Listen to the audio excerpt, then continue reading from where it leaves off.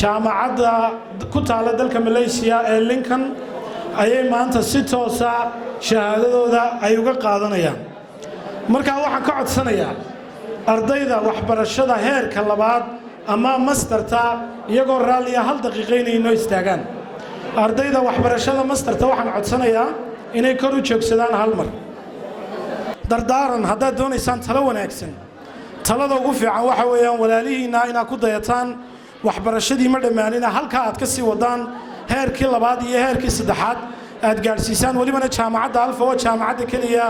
ee ardaydu iyagoo wadankooda jooga ku xidha jaamacad ku taala wadanka Malaysia ee dibadda ah shahaadadina aad toos uga qaadanayso munaasabad maqaamkeeda seer sare loo soo agaasimay ayaa waxa ay maanta ka qabsoontay hotel Sow ee koonfurta magaalada Boorama munaasabadan ayaa ahayd munaasabad seer sare loo soo agaasimay munaasabadan waxaana ku qalin bedelinay ardayda jaamacadda Alfa fariceeda magaalada Boorama ardaydani oo ka koobnayd kulliyadda caafimaadka kulliyadda IT-ga waxaana ardayda qayb ka ahaa starta oo iyadoo ka qalin bedelatay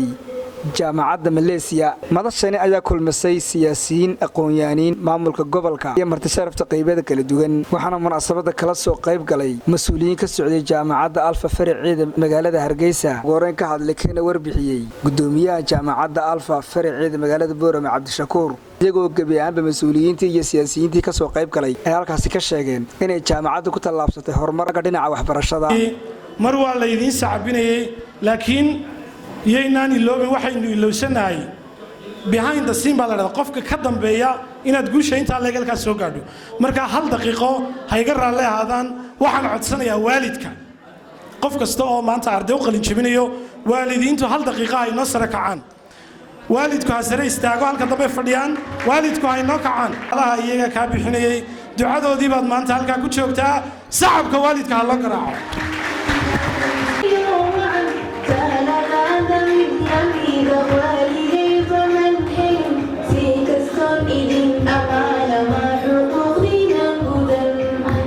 soo xaasidaan marka annagu qoriga ma qaadanay inagu waxaan isleenahay waa beerti iyo faagiyo beerti iyo faaguna waxay leedahay wax la yiraahdo xaasidnimo marka reer galbeedku xaasidnimada iska daayo ardayda baa tacliintu baa la hambaleynayaa min fadlakum wa ihsaanakum waxay niga mamnuuc ah wax siyaasad la yiraahdo siyaasiyiinta afka cuna oo inay wax sheegaan bay doonaan mar walba madashani siyaasadii waa ka mamnuuc haddii aan ahay board gudoomiyaha boardka jaamacadda waxaan leeyahay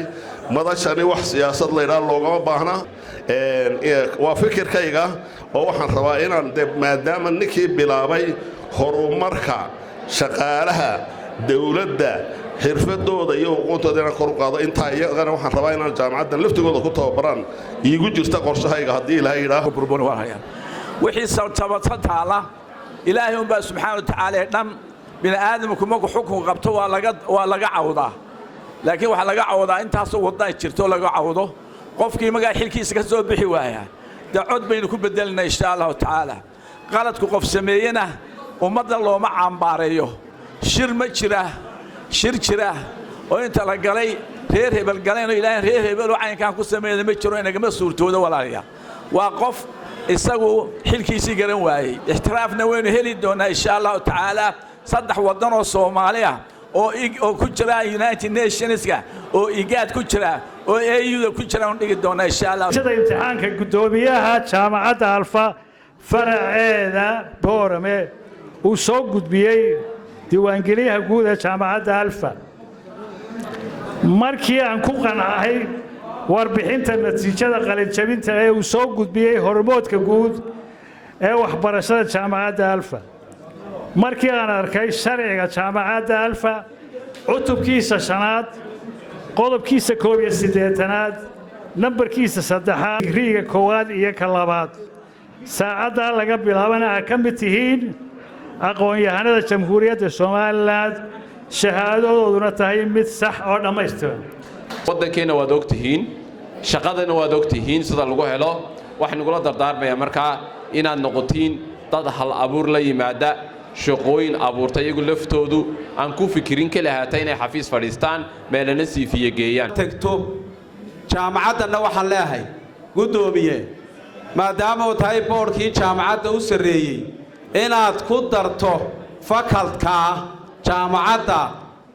alfa inay keento oo weliba u horeyso hormood u noqoto inay barto dhalinyarta soo kacaysa dambe si aan u badbaadino shaqo la'aanta skill inay yeeshaan oo farsamo gacmood ay ku shaqo tagaan loo leenahay maanta inaynu nidhaahno hambalyo waayo idin hambalyayno oo waa idinla faraxsan waxa weeyaan waa la idinku xisaabtamayaa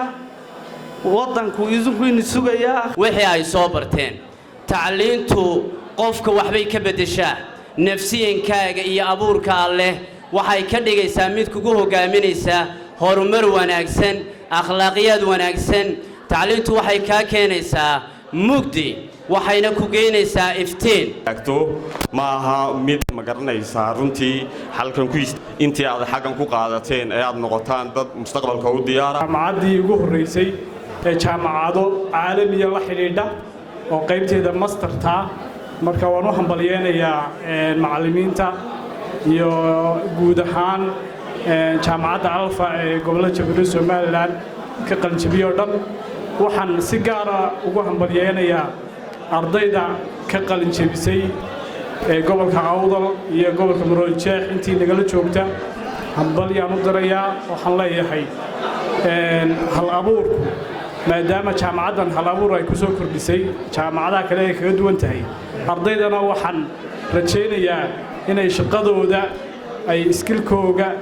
iyo xirfadoodaba ay ku shaqaystaan oo business ay abuuraan